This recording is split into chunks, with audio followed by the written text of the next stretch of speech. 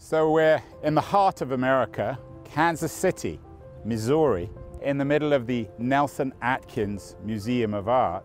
Things are changing in Kansas, not just politics and the economy, but also the way in which art and museums are contributing to a kind of civic revitalization. One of the unique and wonderful things about the Nelson-Atkins is the expansive campus that we have in the heart of the city.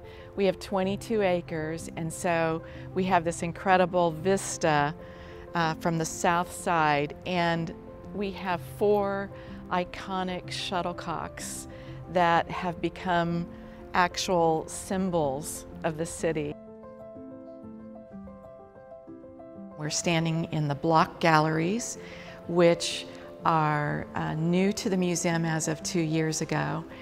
We're standing in front of one of our most beloved objects, Monet's water lilies. 2 years ago, we opened these as a collection that also incorporated Marion and Henry Bloch's private collection of Impressionist paintings.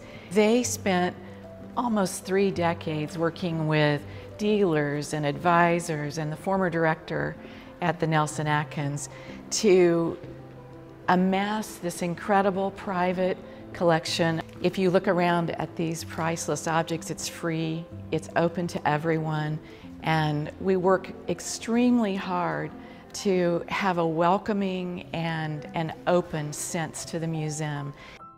I'm Julián Zugazagoitia. I'm the director and the CEO of the Nelson-Atkins Museum of Art here in Kansas City. Julián, what does this amazing museum have to do with democracy? Well, I think that all museums have the responsibility of being a place of democratization and democracy. Why? Because we have 5,000 years of history in our walls, of civilizations that sometimes were fighting against each other. We have the most beautiful representations of the humankind.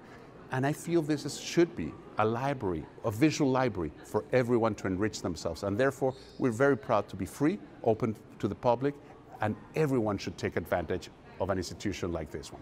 How is that contributing, do you think, to citizenship? Well, actually, we do something very pragmatically linked to citizenship.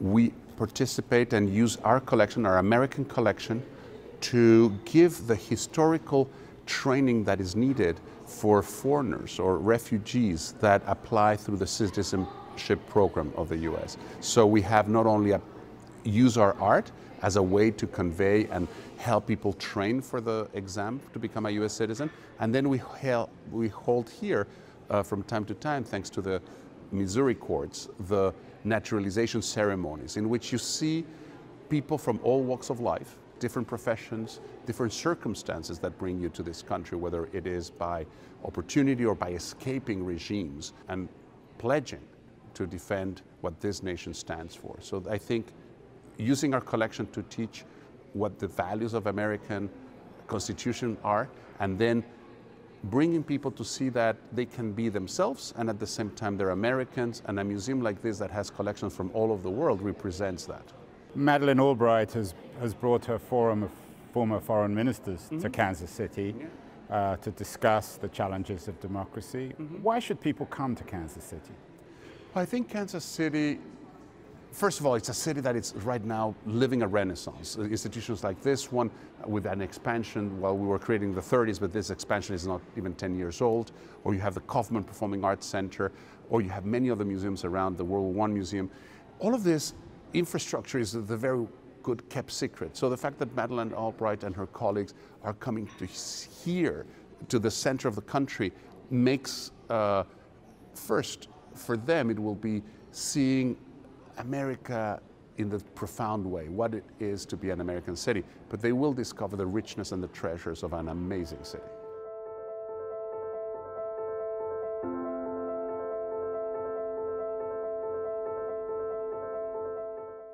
And if there's one piece of art in your museum that epitomizes the democratizing potential of art, what is it? So what I would say is that there's no one piece of art that I could say, because I think it has to be a personal experience. Each of us will find which is the piece of art that talks to us. Now, as you walk into the museum, you have 2 pieces of art that we definitely cherish in particular. But it's the relationship between the two of them that I think is striking. On the one side, the Gates of Paradise, it's the beginning of the Renaissance, is the moment in which perspective becomes real and tangible.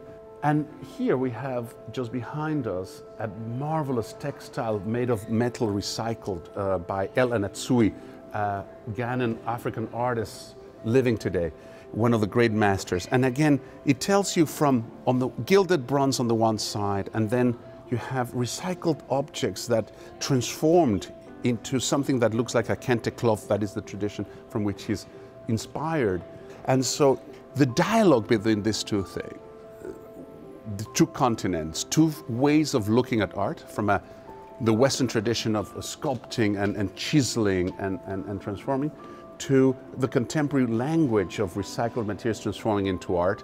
I think that is what an institution like this should be always considering, to maintain and expand the notions of art and make it democratic for each and every one of us to be approaching it. And then your focus on transformation is also, of course, essential to democracy. So by teaching people about transformation, you're also teaching them about democracy. Yeah, and that the role that each of us individually play. And again, that's why I always encourage inviting people to experience art, because it is by experiencing it that you're transformed, and then you can be transformative in your society.